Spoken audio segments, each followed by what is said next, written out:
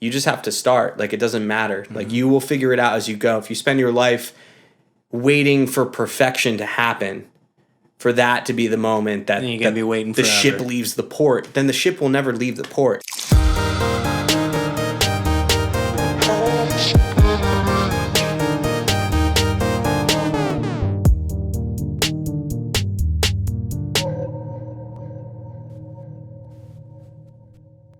Welcome back, guys. It's your boys, Tall Taels here, Matt and Nick, coming back to you with another episode here. Obviously, the self-proclaimed princes of fantasy pop, back at it again. Said it before, gonna say it again, setting the record straight. I'm here today, obviously on my Timmy Turner. I'm rocking the pink merch hat with the pink hoodie. If you'd like to adopt this look, you can head on over to the store and you can get yourself one of these fine quarter heart pink hats. Merch plug aside, we have some cool stuff that we're going to talk about tonight. So we're going to be talking about our first project, the Kingdom of Madison Dreams. We touched on it, obviously, in some previous episodes, but tonight we're going to kind of do an in-depth analysis. We're going to talk about some of the inspirations for the songs, the lyrics, the visuals, just a really cool breakdown.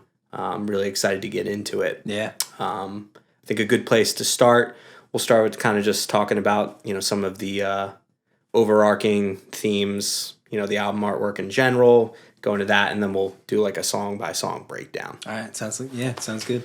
All right. So a good place to start, obviously, is just going to be the album artwork itself. Okay. Which pretty much, encompasses everything. So if you kind of want to delve into that, talk a little bit about, our decision to work with Tiff, like where that came about and, sort of what she was doing and why we decided to bring her into, have her do the album artwork. Okay. So Tiffany is somebody I knew. I wasn't the best friends with during high school, middle school, somebody that I grew up with ever since literally elementary school. But what I first came to realize her talent in art was probably middle school.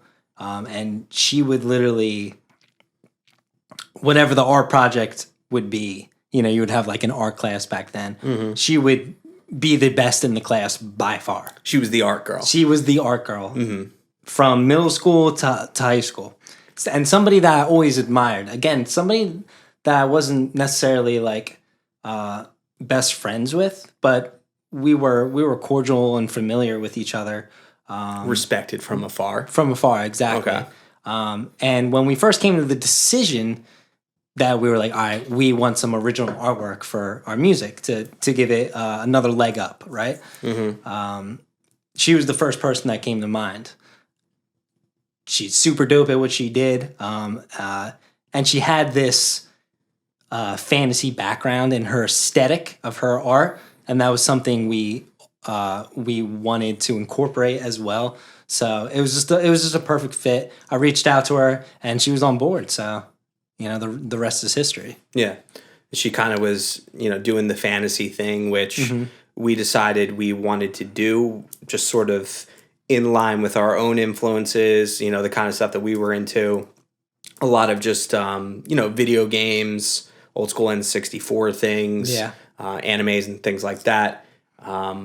So yeah, I mean, that was sort of our decision. So when we actually look at the album artwork itself, like the artwork for, the album, not the individual song artworks, the cool thing about it is that it encompasses all the characters from the individual artwork. So what we decided that we wanted to do, and I guess that we could probably...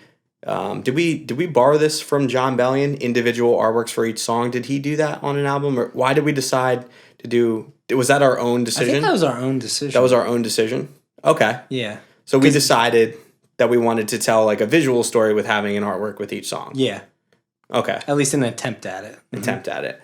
So we decided to do that, and then we figured for the album artwork, it would be really cool if we just bring all these characters from the individual songs, and then we put them on the actual artwork itself. So when you look at the artwork, what you see is you have me and you in the middle, in the bed, or sitting on the bed, which we created the first album in the bedroom. That's sort of our genesis point. We always liken back to that. That's like the point of creation. Everything stems from there. The bedroom, yeah. Right. And that's kind of just like, reality, the contemporary world, and it's surrounded by all these fantasy characters, which are from the album. So I think it's really cool. The attempt was kind of to tell the archetype of the hero's journey under this backdrop, or the experience of going through a dream. Yeah. And encountering these different creatures and these different characters in each of these worlds that you hear as us in the songs. Right. And each of these characters along the way, whether they be monsters that they combat, the protagonist combat, or if they're, friends of the narrators, us, that they represent in real life actual people, or, actual experiences. Yep. They're metaphors. They're metaphorical demons that represent things that we're going through in our life. Yep. And we'll kind of break that down as we go through it. But the fact that, so we were explaining all of this to Tiff, which is very lofty, and she came up with the visual direction of what that would look like as, an artistic endeavor, which I thought she did flawlessly. Yeah. Because we didn't say, like, we want, these demons or these, these fantasy characters. She came up with all that in her own, visual direction. We just talked about these ideas that we're talking about right now. Right. We're just doing our classic thing where we're just ranting and regurgitating a bunch of information and just being like, oh, yeah, it represents this. Hoping she could chip away, and make a masterpiece. Yeah, okay, all right, I got it. Yeah. No, but she did a really good job. She did. And she would create rough sketches for everything, and then we would basically approve them, and she would turn them into digital art. So that's sort of how we came up with the artwork stuff. We talked about this before, but just want to touch on it again. Obviously, the name of the album itself is The Kingdom of Madness and Dream. So where that came from, obviously, that came from a documentary that we saw about Hayao Miyazaki, which talked about this before. He's basically like the Disney of Japanese animation. Studio Ghibli, Hayao Miyazaki. And just talk about a little bit like why we decided to name that and like why that was important to us. Okay, so we had watched a documentary and literally entitled The Kingdom of Madness and Dreams. Maybe like a couple weeks prior to when we actually started making the music. And it just really resonated with us when we were watching this guy, Hayao Miyazaki. He would come into work every day. I mean, he was pretty old. I don't know his exact age. Probably in his like 60s or 70s at this point. Yeah. And he would come in and literally do like some medial pawn tasks. Right. Like he didn't have to do any of this. He didn't have to do any of it. Like he has a certain level of like accolade and I mean, he's the owner of the studio. He's literally the owner of the studio, yeah. He can hire people and to he's do coming their shit in and for him. like, sweeping the floors, metaphorically speaking.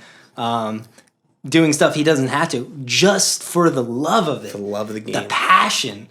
And the refusal to have anything less than the absolute, creative realization of what he wanted his art to be. Right.